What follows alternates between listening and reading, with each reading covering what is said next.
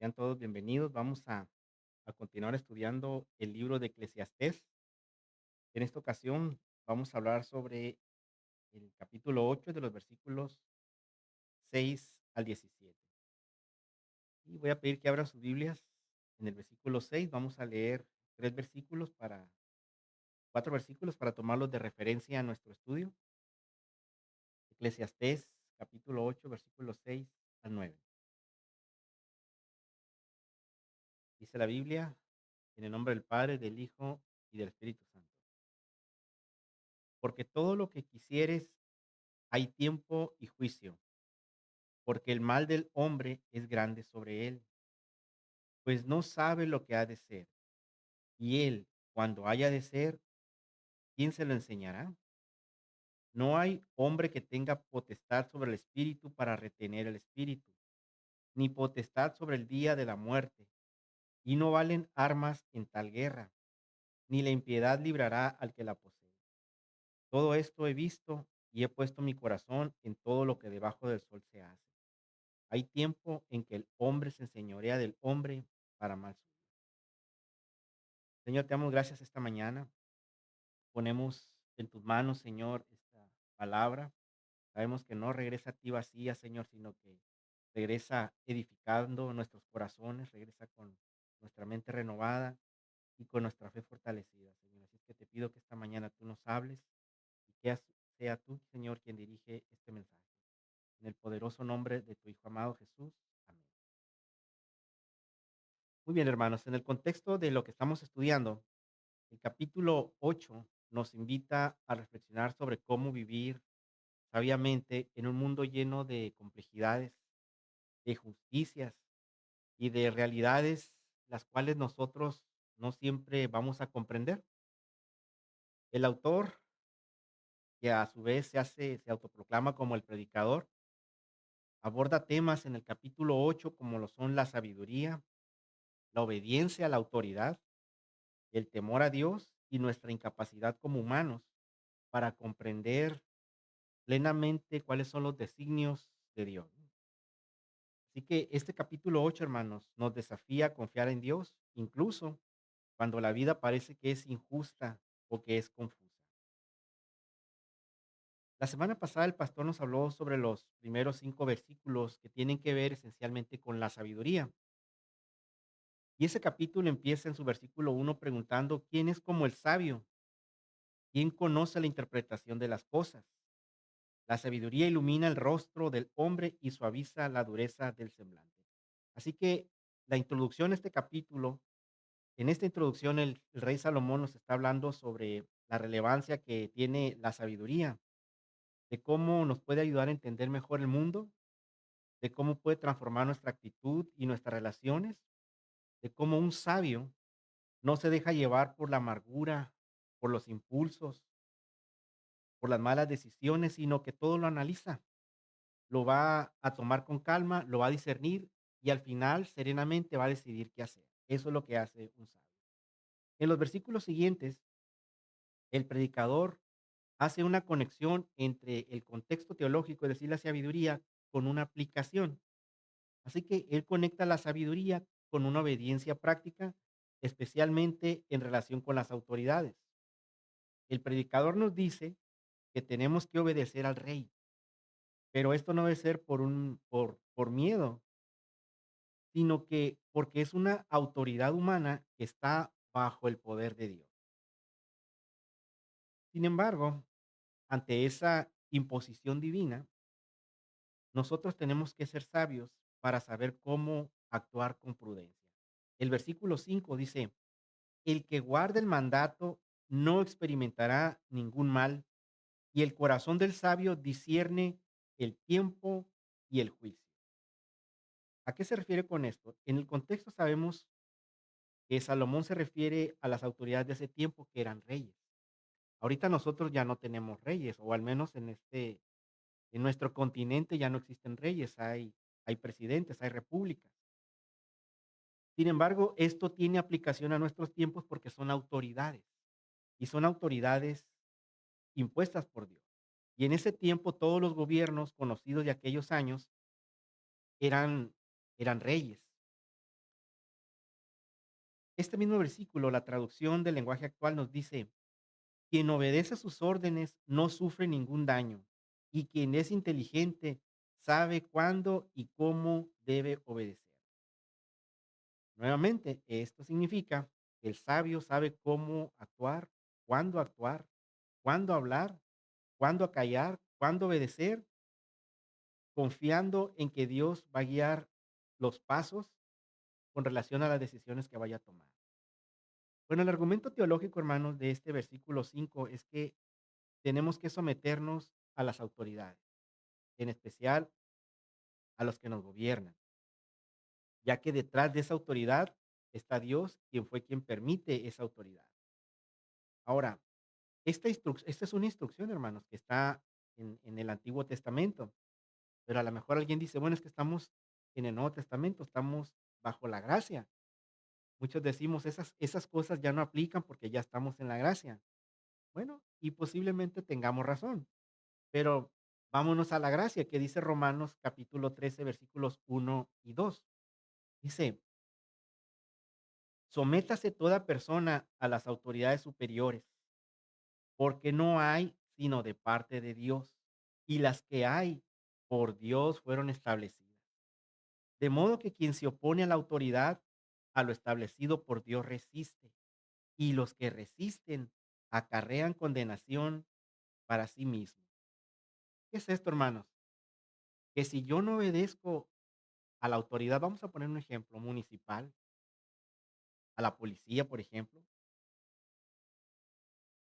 sabiendo con lo que dice la Biblia, que esa autoridad fue establecida por Dios y Él respalda la autoridad que le ha dado a esa institución. Si yo no le resisto, si yo me resisto a esa autoridad y si yo no le hago caso, entonces yo estoy acarreando condenación para mí mismo, porque estoy obedeciendo a Dios directamente. Y nosotros como seres humanos tenemos esa tendencia, hermanos, a no obedecer, a no someternos a nuestras autoridades. Y aquí es cualquier tipo de autoridad, porque estamos rodeados de autoridades. Ahora, vámonos al versículo 6. Salomón sigue hablando sobre el mismo contexto.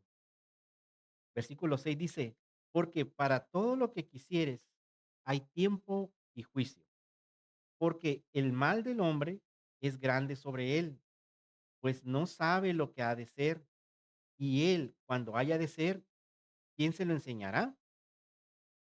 Parece que está un poquito confuso aquí lo que dice Salomón. Lo que sabemos es que viene del contexto de que obedezcamos al rey. Bueno, vamos a ver rápidamente qué dice la traducción del lenguaje actual de los versículos 6 y 7. Se los leo. Lo cierto es que todo tiene su cómo y cuándo. Todas las cosas tienen su cómo y cuándo, de acuerdo a la ley de Dios. Nuestro gran problema es que no sabemos cuándo y cómo van a pasar las cosas. Ni hay tampoco nadie que nos pueda decir. Bueno, aquí está un poquito más claro, ¿no? No sabemos cuándo y cómo van a pasar las cosas, ni tampoco no hay nadie que nos advierta, que nos diga cómo van a pasar o qué va a suceder después de lo que yo decida, ¿no? Ahora veamos el argumento práctico de esta aplicación de la sabiduría con relación a nuestro sometimiento con las autoridades. Todos tenemos autoridades sobre nosotros y en todos los niveles, en la casa, en la escuela, en el trabajo, en la calle. En cualquier lugar tenemos alguna autoridad que está sobre nosotros, queramos o no. Y la instrucción del Señor sobre nosotros es que nos sometamos a todo tipo de autoridad. El problema para nosotros es que en algún punto siempre vamos a tener un conflicto con esa autoridad, sea la autoridad que sea. Y esto es porque a veces en nuestro propio criterio pensamos que la autoridad abusa de poder y a lo mejor tenemos razón. Y otras es porque a nosotros no nos gusta estar sometidos bajo autoridad. No nos gusta que nos digan las cosas que tenemos que hacer. Y eso es porque en nuestro ego pensamos que hacemos bien las cosas y no nos gusta pues recibir órdenes ni someternos a nadie. Así que hermanos, antes de reaccionar a cualquier autoridad a la que estemos sometida, tenemos que ser sabios para discernir ¿Cuál es el motivo de esa inconformidad con esa autoridad a la cual yo me estoy resistiendo? Y esto tiene mucho que ver, hermanos, porque en nuestro criterio nosotros pensamos que somos sabios y decimos, ¿cómo esa persona me va a mandar a mí? ¿Cómo ese que tiene menos años que yo ahora es jefe y me tiene que decir las cosas que yo sé, que yo ya sé por muchos años? ¿Cómo esa persona que ni la primaria terminó me está dando órdenes ahora, no? Y yo terminé una licenciatura. La verdad es que a todos nos cuesta someternos a la autoridad, pero Dios la puso. Ahora, si por nuestro ego, por abuso de autoridad o porque no me quiero someter por lo que sea, si tomamos una decisión de desobedecer a la autoridad, va a haber una consecuencia, ¿no? Y eso es porque no desobedecemos al hombre directamente, sino que estamos desobedeciendo a Dios. Y ese es el problema. Estamos desobedeciendo a Dios. Cuando nosotros nos quejamos de las autoridades que nos gobiernan y que tenemos muchas inconformidades, y se vale, hermano. Pero nuestra actitud no es de ir a bloquear una calle, de grabar videos y tirarle al gobierno. De acuerdo a la Biblia, nuestra actitud tiene que ser diferente y tiene que ser respetuosa. Y en un caso práctico, hermanos, nuestra función como cristianos, a pesar de cómo sabemos cómo están las cosas, y vamos a decir de corrupción y de mil cosas que podemos quejarnos, nuestra actitud como cristianos es orar por las autoridades. Así que si desobedecemos a cualquier nivel de autoridad, estamos desobedeciendo directamente a Dios. Si nosotros desobedecemos, de acuerdo a lo que leímos en el versículo 7, no hay forma de saber qué va a pasar con lo que estamos decidiendo. Cuando nosotros desobedecemos a esa autoridad, de acuerdo a lo que leímos en el versículo 7, donde dice, pues no sabe lo que ha de ser, y cuando haya de ser, ¿quién se lo enseñará? Eso tiene que ver en que, eso tiene que ver con que no sabemos qué va a pasar después de que desobedecemos. Solo Dios lo sabe. Cuando tomamos una decisión de ese tipo, no sabemos qué consecuencia tan severa vaya a tener, ¿no? Ahora, tenemos leyes que nos gobiernan. Dios incluso nos dio su ley moral y la estamos y hacemos todo un esfuerzo por obedecerlas. Y sabemos que cuando desobedecemos la ley moral de Dios, viene un castigo. ¿De qué manera, cuándo y cómo? No sabemos, pero viene un castigo, queramos o no, viene una respuesta de parte de Dios. Y cuando nuestras autoridades nos instruyen o nos ordenan a dar, a que hagamos una acción que viola la ley de Dios, entonces, hermanos, estamos en todo el derecho de negar. Cuando se nos ordena o nos instruye a hacer una acción que va en contra de la voluntad de Dios, tenemos el derecho a decir no, a negarnos a obedecer eso, porque viola la ley de Dios. Algunos ejemplos prácticos en la Biblia, bueno, tenemos un caso muy conocido, el caso de Daniel. Daniel, después de que el reino de Persia conquistó al reino babilónico, dentro de ese nuevo gobierno, Daniel era uno de los 3 principales gobernadores de toda la región, de todo el reino, que era un reino inmenso, el reino persa en ese tiempo. Y los otros 2 gobernadores le tenían envidia. Hicieron un plan ante el rey de Persia, le dijeron: "Oh, gran rey", dice, para exaltar al rey, ¿no? "Queremos que hagas un edicto en donde durante un mes nadie le pida nada a un dios, solo a ti, porque tú eres nuestro rey, ¿no? Nuestro". Y pues el rey se la creyó en su orgullo y firmó el edicto, pues. Durante un mes nadie le va a pedir nada a un dios, solo a mí. Y estos sabían que todos los días en la tarde Daniel se ponía a orar, abría las ventanas y oraba apuntando a Jerusalén, ¿no? Pues pasó eso, le van con el mitote al rey. Oye, rey, que no firmaste un edicto donde nadie debería de pedirle, y mira Daniel lo que está haciendo, está desobedeciendo tu ley, dice. Y al rey le pesó mucho porque le tenía grande estima por todo el trabajo que hacía Daniel, pero pues la ley es ley. No se podía violar la ley del rey, ¿no? Es inviolable. Así que Daniel tenía que ser castigado, y el castigo era la fosa de los leones. Todos conocemos esa historia, ¿no? De cómo Dios lo respaldó, porque no quiso someterse a una ley que violaba su conciencia. la conciencia del profeta Daniel.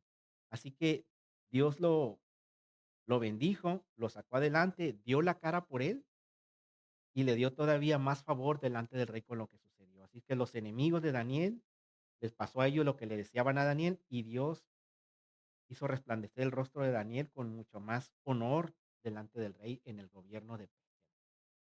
Otro caso muy conocido, hermanos, pues son los 3 jóvenes que no se inclinaron ante la estatua, Sadrach, Mesach y Abednego. Conocemos la historia. El rey en su ego manda a construir una estatua y dice: "Todos la tienen que adorar porque soy yo soy el rey del universo". Da la orden de que se inclinen y estos 3 jóvenes, en su convicción, hermanos, y en su relación ante Dios, dicen: "No, no nos vamos a doblegar". Y el rey los manda a llamar, ¿por qué no se doblegan? ¿Por qué no se arrodillan ante mi creación, ante mi ídolo? Y él le dice: "Mándanos matar, pero sepas, oh Dios, rey, que no nos vamos a doblegar", porque eso lastima, pues, nuestra relación con Dios, lastima nuestra conciencia. Y el rey en su coraje, dice la Biblia, que los mandó echar a un horno. Y ese horno, curiosamente, esa vez lo mandaron calentar 7 veces más todavía, ¿no? Y conocemos la historia de cómo Dios los libró. La persona que los aventó al horno era tan fuerte las llamas que lo alcanzó y lo mató las llamas, ¿no? Y estos 3 muchachos que cayeron dentro del horno no les pasó absolutamente nada. Y el rey vio como una cuarta persona caminaba con ellos dentro del horno, imagínate eso. Y la Biblia dice que ni siquiera un cabello se les tostó del calor, ¿no? Y los manda a llamar al reino. ¿Quién es esa cuarta persona? Pues era Jesús que vio por ellos, ¿no? Y eso fue porque ellos no doblaron su conciencia, hermano. No doblaron su conciencia y Dios respaldó lo que ellos decidieron. Así que ellos estuvieron en contra de esa injusticia, no quebrantaron la ley de Dios y no quebrantaron su conciencia, hermano. A ese tipo de cosas son las a las que Dios nos está llamando, a que nosotros no nos dobleguemos como cristianos, hermano. Un caso práctico, por ejemplo, si el gobierno promulgara una ley donde al pastor le ordenara que ahora tuviera que casar homosexuales, hermano, ¿qué haríamos ahí? ¿O qué haría pastor ahí? Es una ley del gobierno. Si el pastor no cumple, es prisión. ¿Por qué? Porque está discriminando y ahorita cualquier persona se ofende por discriminación. Pero la realidad es que eso viola la conciencia, pues, del pastor como ministro, viola su moral. Y por esa razón, él no puede hacer eso porque sabe que le está fallando a Dios si cumple eso. Le está fallando al gobierno porque su moral y su relación con Dios no se lo permite. En los tiempos de los apóstoles, hermanos, en Hechos capítulo 5, versículos 27 al 28, veamos a ver qué pasó en ese tiempo. Hechos capítulo 5, versículos 27 y 28.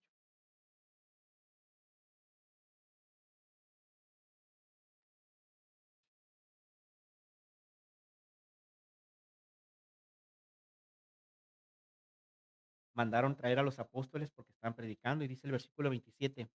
Cuando los trajeron, los presentaron en el concilio, y el sumo sacerdote les preguntó, diciendo: ¿No os mandamos estrictamente que no enseñasen en ese nombre? Y ahora habéis llenado a Jerusalén de vuestra doctrina, y queréis echar sobre nosotros la sangre de ese hombre. Respondiendo Pedro y los apóstoles dijeron: es necesario obedecer a Dios antes que a los hombres. Ellos desobedecieron al gobierno establecido en ese tiempo religioso porque sabían que traían una instrucción de parte de Dios y que era más valiosa y más importante obedecer la instrucción que Dios les dio, que era que predicaran, a pesar de que el gobierno les dijo que no lo hicieran. Así que, hermanos, ninguna autoridad humana tiene derecho a imponer su autoridad humana o su sabiduría humana sobre la autoridad o la ley de Dios. Ninguna autoridad, imaginemos, hermanos, que por ejemplo, alguno de nosotros es policía, ¿no?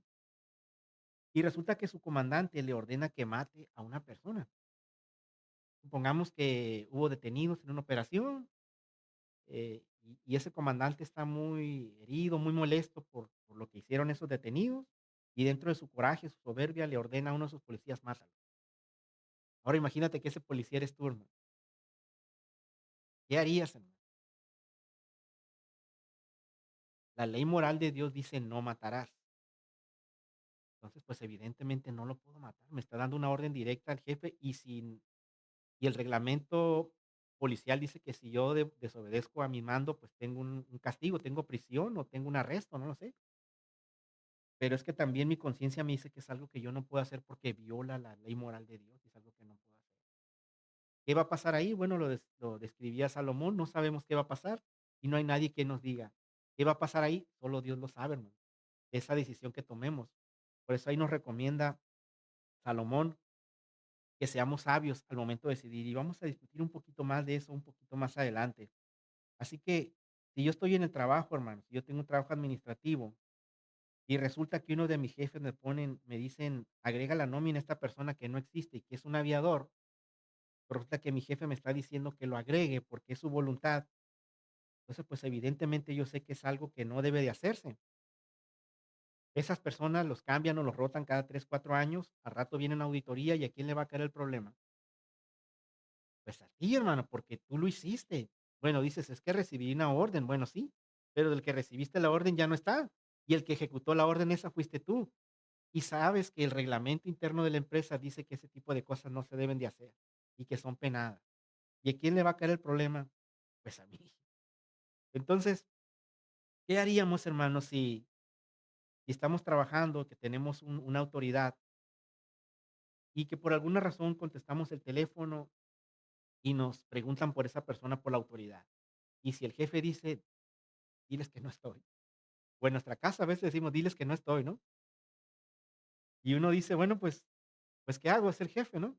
Pero tú sabes que ahí está, pues. Y tu conciencia te dice que ahí está, hermano.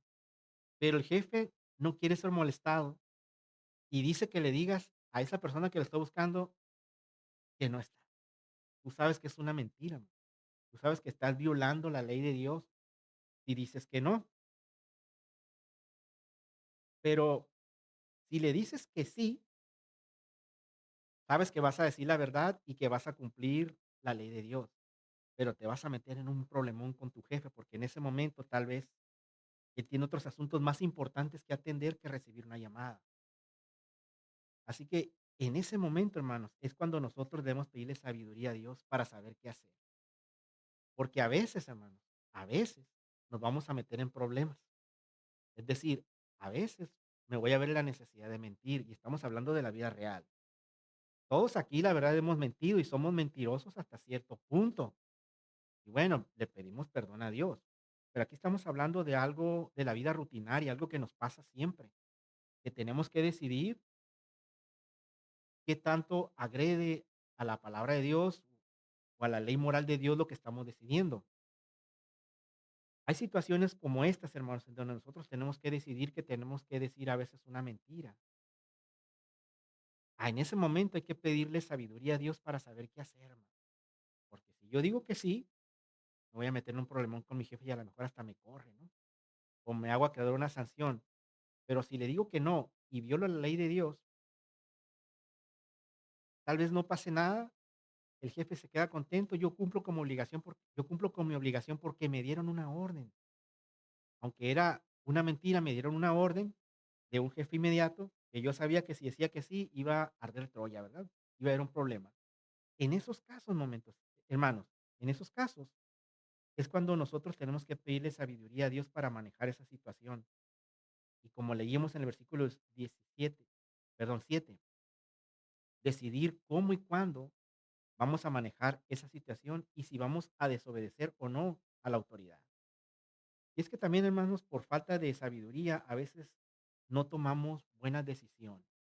Nosotros sabemos que vivimos en un mundo caído y las personas que están sobre autoridad siempre quieren imponer su voluntad, sobre todo cuando son temas del gobierno, temas donde está involucrado el dinero, temas donde hay líneas de mando, el ejército, la policía, instituciones de ese tipo, ¿no?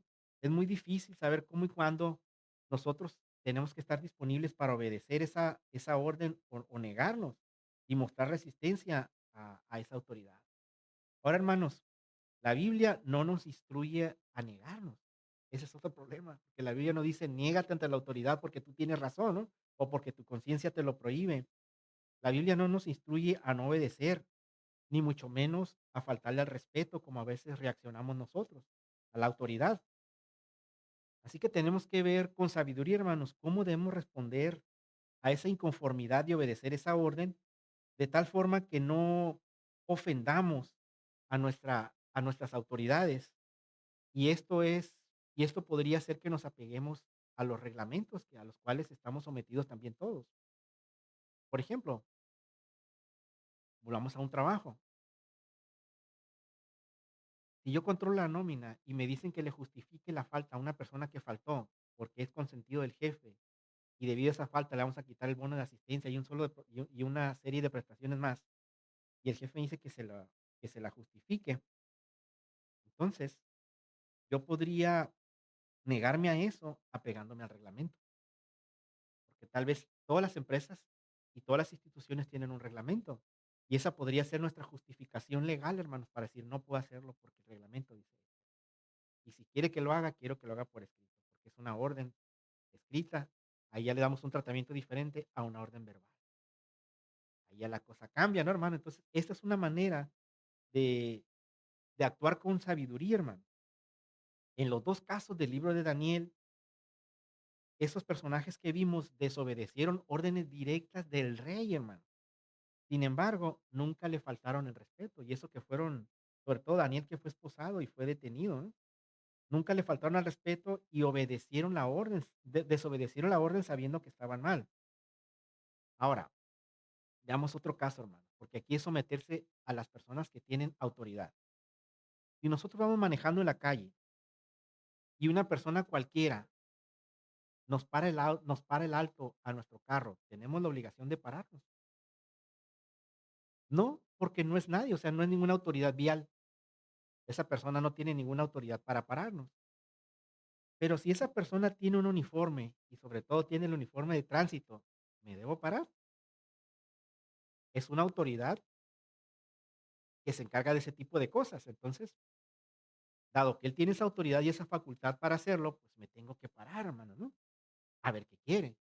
Porque si esa autoridad me para, bueno, obedezco, me detengo, pero esa autoridad, de acuerdo a nuestras leyes, no tiene derecho a bajarme del carro ni a detenerme porque no hay ninguna orden ni me agarró en flagrancia, que ya son cosas diferentes. Pero es una autoridad, bueno, pues me detengo para ver qué quiere, pero de acuerdo a nuestras leyes no me puede hacer nada más. Y ahí sería justificar, bueno, ¿por qué me está parando? Pero es muy diferente que una persona que no tiene nada que ver a una persona uniformada que tiene autoridad para eso, a que me detenga con la que sí tiene autoridad, con la que no tiene. Ahora, si esa autoridad se va a extralimitar, no sabemos qué va a pasar, solo Dios sabe.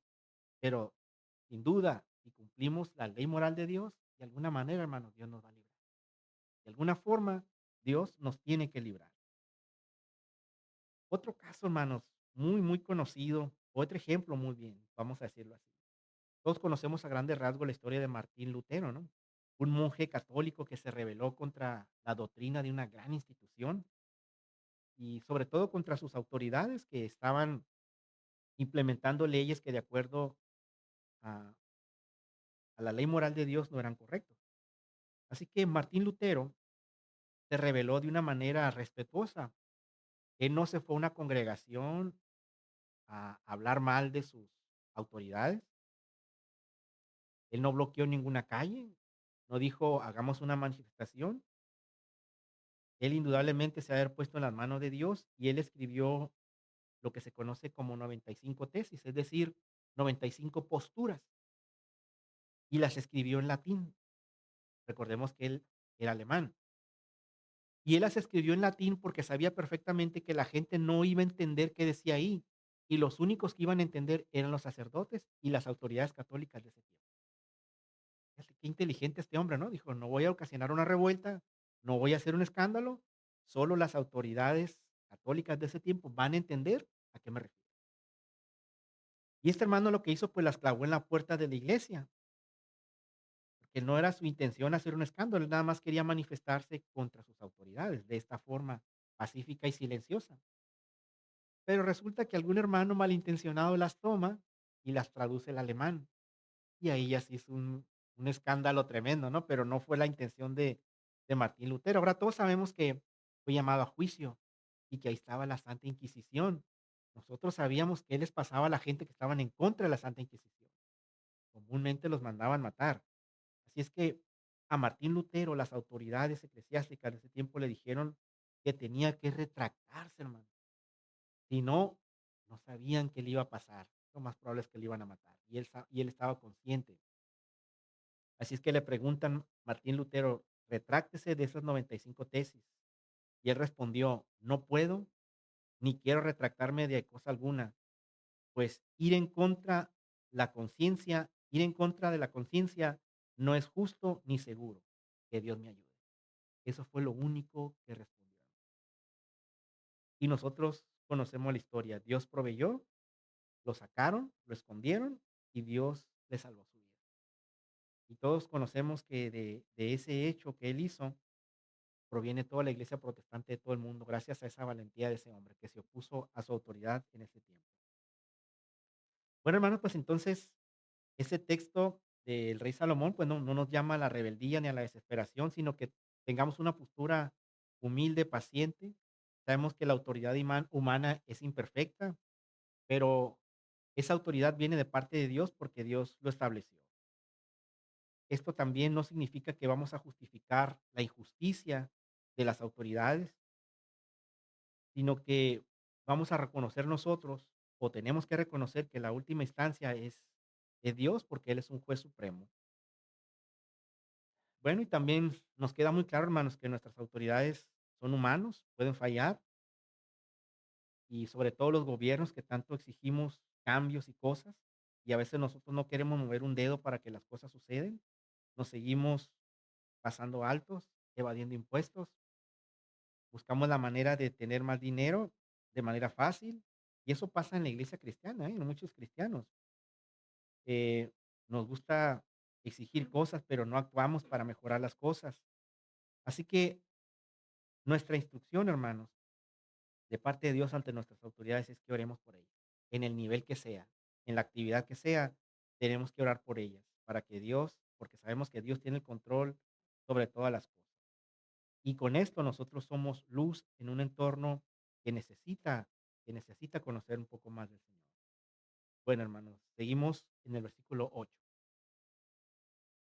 El versículo 8 dice, no hay hombre que tenga potestad sobre el espíritu para retener el espíritu, ni potestad sobre el día de la muerte. Y no valen armas en tal guerra, ni la impiedad librará al que lo posee. En otras palabras, nadie tiene tanto poder como para evitar la muerte y vivir para siempre. Aquí se está refiriendo a las autoridades todavía Salomón, ¿no? De la batalla entre la vida y la muerte nadie se va a librar, ni siquiera los malos. Aquí Salomón nos dice que tarde o temprano esas personas que abusan de la autoridad, tarde o temprano van a morir y no van a ser eternos. Versículo 9. Todo esto he visto y he puesto mi corazón en todo lo que debajo del sol se hace. Hay tiempo en que el hombre se enseñorea del hombre para mal suyo. En otras palabras, dice Salomón, me he dedicado a tratar de entender todo lo que se hace en esta vida y he visto casos en los que unos dominan a otros, pero al final todos salen perjudicados. Seguimos hablando de las malas autoridades, hermanos, y tal vez de los malos gobiernos. Eh, en estas oportunidades que Dios me ha dado de viajar, hermanos, a África, me tocó conocer algunas ciudades en un país en donde había una pobreza extrema. Y la verdad era muy triste ver a la gente tan pobre, hermanos, descalzos, sus casas sin techo, la gente, una familia entera viviendo en un cuartito de 4x4 y ahí están todos metidos, sin techo, sin piso, durmiendo en el suelo, comiendo lo que encontraban en el desierto de sus pocos animalitos, y todo porque el gobierno así los quiere tener, ignorantes, en la miseria. Y es muy triste, hermano, ver eso. Yo pensaba que éramos un país pobre, pero ves esas condiciones de vida, hermano, y se te conmueven las entrañas y te preguntas, esta pobre gente, ¿qué esperanza de vida tiene? Nosotros a veces nos quejamos porque en nuestra casa se nos va una hora el internet o se va la luz en tiempo de calor. Ahorita gente, hermanos, que a veces no tiene ni para comer, están todos delgados y veía sus mascotitas, sus gatitos, se les notaban los huesitos a los pobres animalitos porque no había comida, hermano. Y ellos explotaban en el desierto lo que daba el desierto. Y eso es porque las malas autoridades gobiernan mal, pero esas autoridades que Dios estableció en esos países le van a dar cuenta de eso y les va a ir muy mal, porque están haciendo sufrir a la creación del Señor. Y dado a eso, a esas injusticias, esa gente no puede conocer a un Dios vivo, porque están siendo sometidas, están cegadas, no tienen esperanza, hermano, están siendo engañados completamente. Así que el predicador, o Salomón, sabía que parte de la miseria del hombre en esta tierra es ser gobernado por reyes que no son sabios, que no conocen a Dios, que no saben la justicia y que solo buscan su bien personal o su bien propio. Versículo 10. Asimismo, a los inicuos sepultados con honra, más los que frecuentaban el lugar santo, luego fueron puestos en olvido en la ciudad donde habían actuado con rectitud. Esto también es vanidad. Aquí veamos, parece que Salomón se está quejando y podemos interpretar de que habla sobre los malos. Y después del punto y coma, como que hace un giro y dice los que frecuentan el lugar santo, es decir, los santos, ¿no? Y los que van a la iglesia, dice, son puestos en olvido en la ciudad donde habían actuado con rectitud. Es decir, a los malos les va bien y a los buenos les va mal. Pero bueno, aquí hay otra interpretación de la nueva versión internacional. Dice, vi también a los malvados ser sepultados, los que solían ir y venir del lugar santo. A ellos se les echó al olvido en la ciudad donde así se condujeron. Y también esto es vanidad. Aquí hay otra interpretación. Aquí Salomón dice que los malvados que él vio que fueran sepultados, a esos hipócritas, dice, que iban a la iglesia y que regresaban como si nada, a ellos se les echó al olvido en la ciudad donde ellos vivían. Esa es otra interpretación que se le da al versículo 10. Así que Salomón concluye que los, los malos, los inicuos, también mueren y que la ciudad pronto los olvida por la infamia que ellos les hicieron. Esta queja termina diciendo, Salomón termina diciendo, esto también es vanidad, que nosotros podemos interpretar como que esto no tiene sentido, ¿no? Esto no es justo. Eh, esa forma de pensar o de quejarse de Salomón, hubo alguien también antes que él que pensó algo muy parecido. Y él fue el salmista Asaf. Vámonos al Salmo 73. Salmo 73, versículos 1 al 9.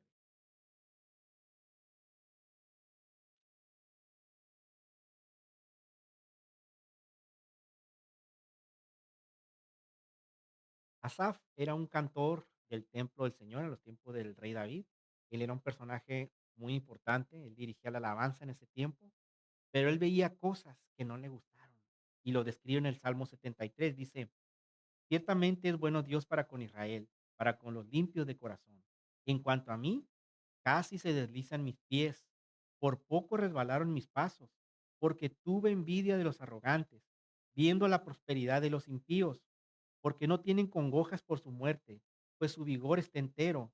No pasan trabajos como los otros mortales, ni son azotados como los demás hombres.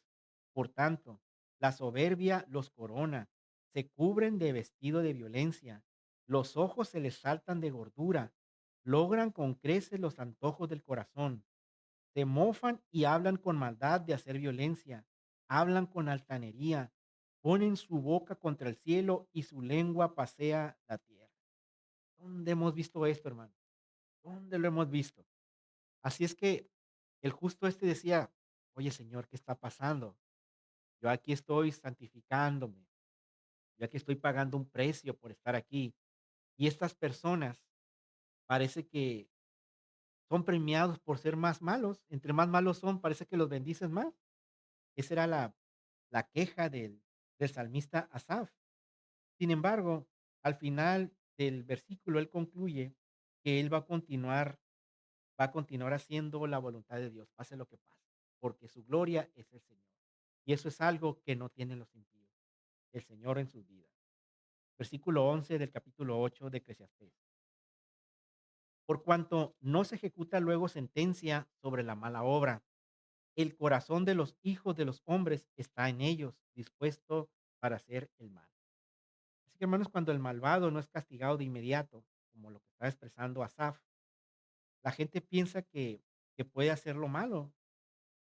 O sea, si a él no le pasa eso, pues yo también lo voy a hacer. Vámonos un ejemplo práctico en la ciudad, ¿no? ¿Recuerdan hace, no sé, como 30 años que empezaron a aparecer los primeros carros en proceso de legalización? Y ahorita son una plaga, ¿no? Y eso es porque la gente pensó, bueno, pues si a él no le hacen nada, yo también puedo hacer lo mismo. Y esa persona no paga impuestos por tener derecho a conducir un carro, pues yo tampoco. Entonces tú vas manejando en la calle y ves que un cuarto del parque vehicular o un tercio o un cuarto son puros carros que no generan impuestos. Y uno se esfuerza por pagar sus placas, por pagar su seguro, por pagar su tenencia, por cumplir con el gobierno con los impuestos. Y de repente ves carros de lujo con esas placas y te quedas, oye, ¿qué está pasando? Y hasta dices, bueno, pues si eso ellos lo hacen, pues yo también. Pero bueno, ahí sabemos que si hacemos eso estamos desobedeciendo la ley de Dios. Es, es una, esa autoridad nos instruye a que tenemos que pagar esos impuestos. Son impuestos que tenemos que pagar, queramos o no. Lamentablemente muchos hermanos en la iglesia hacen eso, hermano. Traen carros con esas placas y sabemos y saben que es ilegal lo que están haciendo. Que hay un amparo, que no sé qué, que hay un hueco en la ley, que no sé qué, que es legal. Tú sabes que no es cierto. Si traes un carro, una PAF, un carro de esos, sabes que estás violando la ley moral de Dios y la ley de los hombres, hermano, porque es ilegal. Y no es justo lo que se hace, hermano. Y debido a eso, ¿qué problema tenemos en la ciudad? Un tráfico espantoso. Gente que no sabe manejar, gente que choca, gente que provoca accidentes, gente que le ha provocado la muerte a otras personas. Y bueno, son gentes que dicen, bueno, no pasa nada, pues yo también hago esto, ¿no? Y la realidad, hermanos, pues es que eso va a continuar pasando mientras no se tomen medidas estrictas, va a seguir pasando y que Dios nos ayude a andar manejando en la calle y que nos proteja, ¿no? Que nos ayude. Ahora, bueno, Dios estableció todas estas cosas, Dios sabía que iba a pasar todo esto. Salomón nos dice que hay mucha injusticia y esta no se castiga a veces a tiempo. Salomón dice en su versículo 11 o entendemos en el versículo 11 que Dios no castiga rápidamente, que el juicio de Dios no viene rápidamente de la noche a la mañana y que Dios permite que las cosas malas suceden, hermano. Eh, Más adelante él habla sobre que él no entiende cómo es que Dios permita que pasen las cosas malas. ¿Por qué, hermanos, a la gente buena, a la gente inocente le pasan cosas malas, ¿no? Por ejemplo, hablando de ese caso de los carros, ¿por qué los ebrios, en su mal estado, lo que sea, tienen precisamente que atropellar a alguien inocente o chocar con alguien inocente donde le provocan lesiones o daños o la muerte? ¿Por qué tiene que pasar eso, hermano? No lo sabemos. Dios así lo ha permitido. Dios así maneja sus asuntos. Nosotros no sabemos por qué permite esas cosas. Pero lo que sí a veces sí queremos es que inmediatamente la justicia caiga sobre esas personas y cosa que no sucede, hermano. Se atrasa, se atrasa, se atrasa y nosotros queremos justicia y no hay justicia pronto. La justicia no es pronto. Ahora, veamos el caso del profeta Jonás, hermano. Hay una ciudad llamada Nínive en aquellos tiempos en donde la maldad está multiplicada, ¿no? Y Dios selecciona un profeta para tener misericordia de esa ciudad. Jonás, nosotros conocemos la historia. Y Jonás sabía que esa ciudad iba a prosperar tanto que en un futuro esa ciudad iba a someter a Israel. Entonces, por eso Jonás, cuando Dios lo llama a predicar a Nínive, dice: "No, yo no voy. Esa ciudad van a matar a niños, van a violar mujeres, van a matar a los hombres, van a tomar esclavos, van a destruir el templo, etcétera, etcétera". Y lo que hace Jonás, en lugar de tomar camino para Nínive, agarra un barco y agarra otra dirección y se va para otro lado. Y nosotros conocemos la historia, ¿no? El caso es que Jonás regresa humillado y va a predicar contra su voluntad, hermano. Y a la primera predicación se le convierte en no sé cuántos, ¿no? 200,000, algo así, ¿no? Hasta los animales ayunaron, ¿no? El caso fue que Dios tuvo misericordia, hermano. Y porque Dios tiene misericordia de nosotros, Es por eso que Dios permite que pasen las cosas. Y el juicio de Dios no viene tan rápidamente como quisiéramos o inmediatamente, porque Dios está esperando que las personas se arrepientan. Dios está queriendo que las personas tomen conciencia y nos da una oportunidad a nosotros de arrepentir. A veces nosotros hacemos cosas malas como cristianos que sabemos que no está bien. Y la consecuencia o el castigo de Dios no viene rápidamente de un día para otro. Y eso es porque Dios está esperando que nos arrepintamos y que le pidamos perdón. Así que, hermanos, el primer consejo que nos da Salomón en esto que estamos estudiando, el primero de 3 consejos, viene en los versículos 12 y 13. Versículo 12: "Aunque el pecador haga mal 100 veces y prolongue sus días, con todo, yo también sé que les irá bien a los que temen a Dios, los que temen ante su presencia". Primer consejo de Salomón: temer a Dios, guardar su palabra, hacer su voluntad.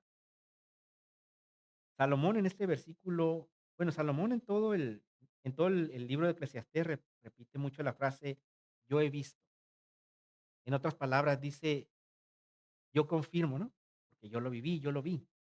Lo hemos leído mucho, él dice: "Yo he visto, yo he visto". Lo repite en varias ocasiones, siempre describiendo o comprobando lo que él observó. Pero en este versículo, él dice: "Yo también sé". Notemos la diferencia entre este 2 juegos de palabras. Yo he visto, yo constato o yo doy fe porque yo lo vi. Y ahora él aquí dice: "Yo también sé". Y en el contexto es esperando que les vaya bien a los creyentes. Él no dijo: "Yo he visto que les irá bien a los que le temen a Dios". Él dice: "Yo sé que a los creyentes les va bien". ¿A qué se refería con esto Salomón?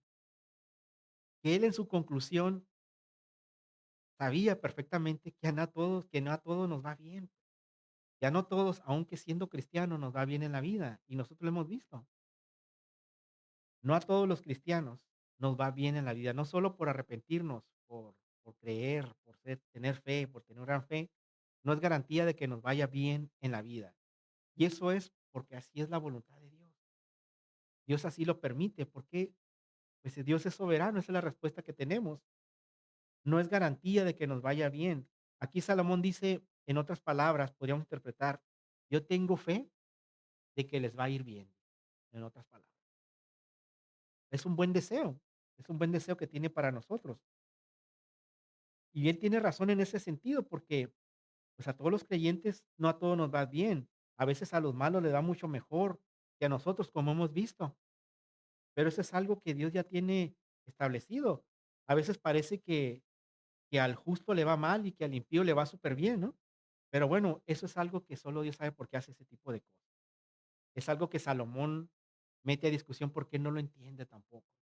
Versículo 13: "Y que no le irá bien al impío, ni le serán prolongados los días, que son como sombra, por cuanto no teme delante de la presencia de Dios".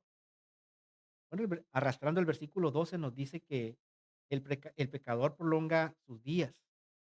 Y aquí en el 13 nos dice que no le serán prolongados. Parece que hay una contradicción, ¿no? Bueno, hay una explicación. El versículo 12 se refiere a que el pecador prolonga sus días, pero terrenales. Y el versículo 13, los comentaristas dicen que se refieren a la eternidad, a los días en la eternidad. Uno se refiere a la vida terrenal, en donde el impío vive más que un creyente y más bendecido a veces que un creyente. Y el versículo 13 se refiere muy probablemente a la vida eterna. Así que, hermanos, donde Dios a nuestro criterio humano aparentemente va a ser una justicia tardía, pero en ese tiempo, como dice su palabra, no tomará por inocente al culpable. Es decir, tarde o temprano le va a llegar el castigo a esas personas. Versículo 14: "Hay vanidad que se hace sobre la tierra, que hay justos a quienes sucede como si hicieran obras de impíos", lo que estábamos comentando. "Y hay impíos a quienes acontece como si hicieran obras de justos. Digo que esto también es vanidad". Pues, dice Salomón, bueno, pues esto como que no checa, ¿no? O sea, ¿cómo al bueno le va a ir mal y cómo al malo le va a ir bien? Esto es imposible. Pero ¿cómo es esto? Dice, o sea, Hay personas que por ser buenas les va mal y personas que por ser malas les va bien. ¿Por qué sufren los hombres y las mujeres buenas? Es lo que Salomón nos dice, nos está dando a entender, ¿no? Bueno, vámonos a la Biblia otra vez. Esta fue otra gran pregunta en el libro de Job. ¿Por qué ese hombre le fue tan mal? ¿Por qué Dios lo puso en tanta prueba? Bueno, y prácticamente esa pregunta podríamos decir que no tiene respuesta, ya que esa pregunta está sometida a la soberanía de Dios. Él sabe cómo obra, cuándo, dónde y por qué. Solo Él decide eso. Versículo 15. Por tanto, alabé yo la alegría que no tiene el hombre bien debajo del sol, sino que coma, beba y se alegre, y que esto le quede de su trabajo los días de su vida que Dios le concede debajo del sol. Aquí tenemos el segundo consejo del rey. Disfrutemos de las cosas que Dios nos da, hermano. No en el contexto de un libertinaje, sino en un placer sano de disfrutar el fruto de nuestro trabajo. Esto ya lo habíamos leído en Eclesiastés capítulo 2 versículo 24. Aquí lo vuelve a repetir.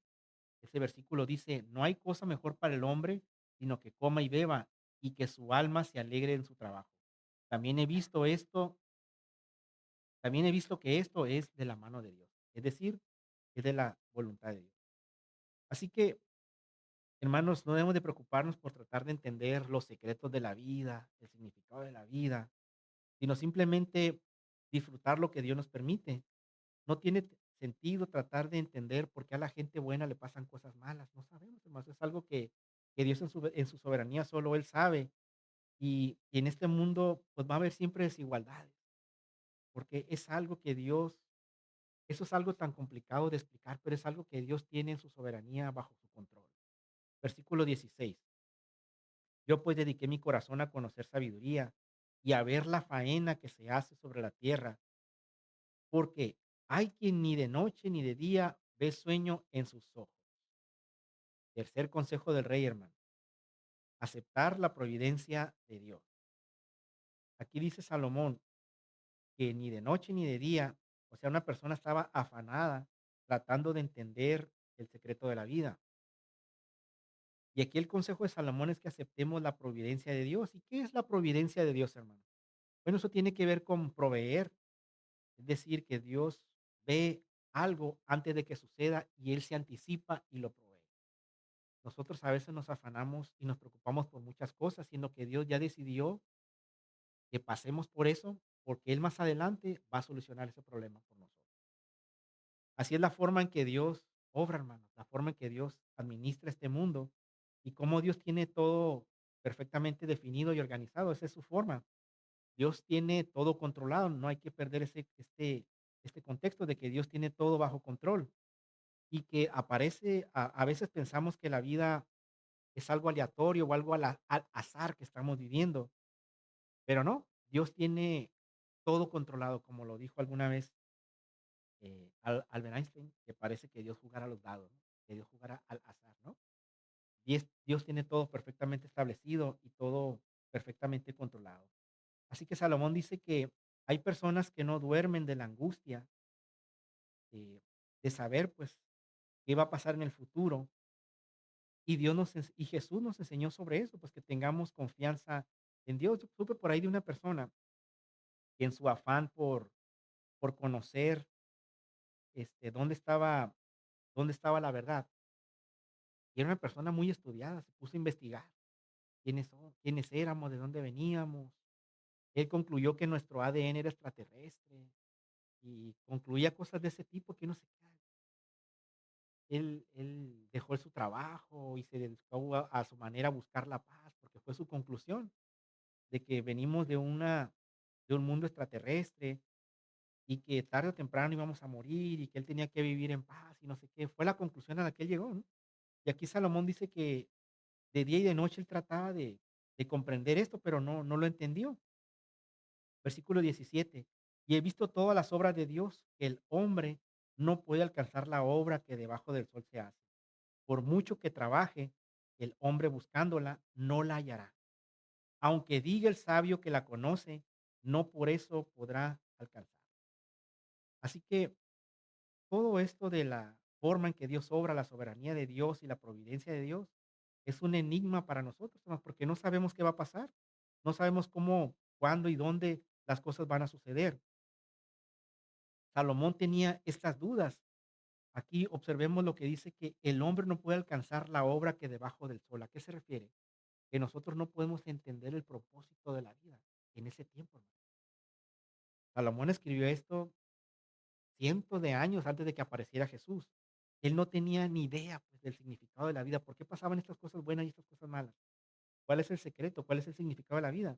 Y Salomón era un hombre muy sabio, el hombre más sabio que ha existido. Y se hacía esa pregunta, hermano. El hombre no puede conocer, o en otras palabras, no puede conocer la obra de Dios en esta tierra. ¿Cuál es su razón de estar aquí? ¿Cuál es? Y él en su sabiduría, pues decía, no nos queda de otra más que someternos a Dios, disfrutar lo que Él nos da y aceptar lo que venga de parte de Dios.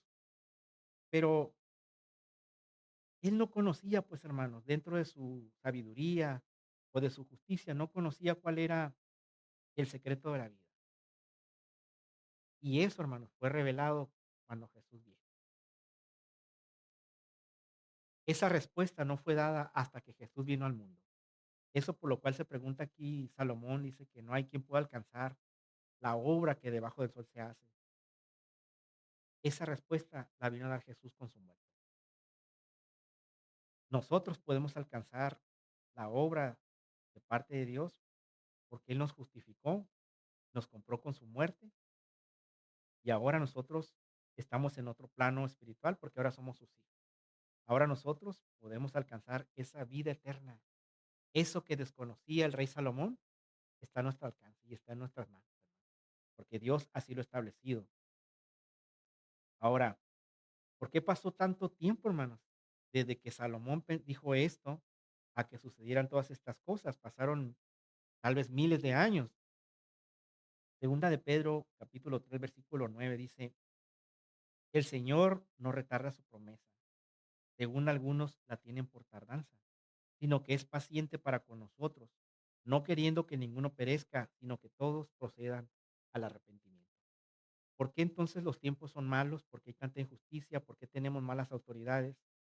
Bueno, porque una de las características de Dios es que Él es muy paciente. Y lo que estamos leyendo aquí en Segunda de Pedro es que en esa misericordia que Él nos tiene, Él permite que pasen todas estas cosas porque está esperando que nos arrepintamos. Está esperando que las personas impías se arrepientan y vengan a Él. Porque Él no quiere que nadie perezca, sino que todos puedan ser salvos. En otras palabras, hermanos, en la traducción del lenguaje actual, el versículo 16 y 17 dicen: dice Salomón, tanto me dediqué a observar todo lo que se hace en este mundo y a tratar de entender lo que es la sabiduría, que ni de noche ni de día podía dormir. Fue así como vi todo lo que Dios ha hecho en este mundo y que es algo que jamás podremos comprender. Aunque tratemos de hallarle algún sentido, no se lo encontraremos. Y aunque haya algún sabio que crea entenderlo, en realidad no podrá comprender. Así que en ese tiempo, hermano, Salomón no entendía el plan de Dios, pero ahora los evangelios responden esa incógnita sobre el sentido de la vida, que es, hermanos, encontrarnos con un Dios todopoderoso, ser transformados por su obra redentora, por la cual Jesús murió por nosotros en la cruz. Ya para finalizar, hermanos, eh, todavía 400 años antes de que apareciera nuestro Salvador, todavía había quejas, porque todavía no se entendía por qué Dios obraba así. En Malaquías 3, capítulo 3, versículos 13 al 15, dice: "Vuestras obras contra mí han sido violentas, dice Jehová. Y dijisteis: ¿qué hemos hablado contra ti? Habéis dicho: por demás es servir a Dios. ¿Qué aprovecha que guardemos su ley y que andemos afligidos en presencia de Jehová de los ejércitos? Decimos, pues, ahora: bienaventurados son los soberbios y los que hacen impiedad. No solo son prosperados, sino que tentaron a Dios y escaparon". Es decir, esa misma pregunta que se hizo Salomón se la seguían haciendo miles de años después, ¿no? hasta antes de que apareciera nuestro Salvador. Ahora, pasaron 400 años. ¿Qué dice Pablo? Primera de Corintios, capítulo 1, versículo 18. Porque la palabra de la cruz es locura a los que se pierden, pero a los que se salvan, esto es, a nosotros, es poder de Dios. Pues está escrito, destruiré la sabiduría de los sabios y desecharé el entendimiento de los entendidos. ¿Dónde está el sabio? ¿Dónde está el escriba? ¿Dónde está el disputador de este siglo? ¿No ha enloquecido Dios la sabiduría del mundo? Pues ya que en esta sabiduría de Dios el mundo no conocía a Dios mediante la sabiduría, agradó a Dios salvar a los creyentes por la locura de la predicación, por el evangelio, hermano. Porque los judíos piden señales y los griegos buscan sabiduría. Así que todos estos sabios que estaban preguntándose, ¿dónde está la verdad? Ahora nosotros sabemos que la verdad está en su palabra. Así que, hermanos, el Eclesiastés capítulo 8 nos enseña que la vida debajo del sol está llena de paradojas, de incongruencias. Hay autoridades imperfectas, hay injusticias en la vida y hay límites que escapan de nuestra comprensión. Mas, sin embargo, en medio de todo esto, hermanos, pues Dios nos llama a vivir con sabiduría, nos llama a respetar el orden establecido, nos llama a confiar en su soberanía. Y el temor de Dios va a ser la clave, hermanos, para encontrar esa paz y propósito en este mundo que aparentemente todo parece que no tiene sentido. Así que, hermanos, comprometámonos pues a buscar la sabiduría de Dios, a orar por nuestras autoridades, a confiar que Dios va a obrar, aunque nosotros a veces no entendamos lo malo que nos está pasando, hermanos, y que nuestra vida pueda reflejar la esperanza y la fe de aquellos que están buscando lo que nosotros ya encontramos. Y que, como dice Salomón, le vaya bien a los que temen a Dios. Oremos, hermanos. Señor, te damos gracias por tu palabra.